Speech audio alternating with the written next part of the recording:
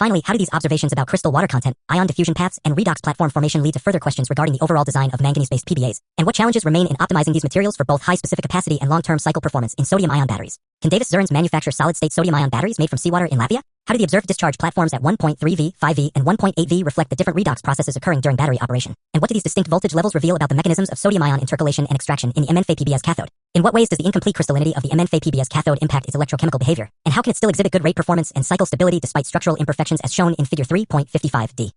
How might the incomplete crystallinity affect ionic and electronic transport within the cathode, and what compensatory factors could be responsible for preserving its high performance under rapid cycling conditions? How does the full battery configuration, particularly in a high-concentration electrolyte environment, inhibit the precipitation reactions of oxygen and hydrogen that are common in aqueous systems? And what role does this inhibition play in expanding the effective electrochemical window of the battery? In what manner does using a higher concentration electrolyte enhance the overall electrochemical stability of aqueous sodium-ion batteries, and could this be linked to changes in ion salvation structures, reduced water activity, or suppression of parasitic gas evolution reactions?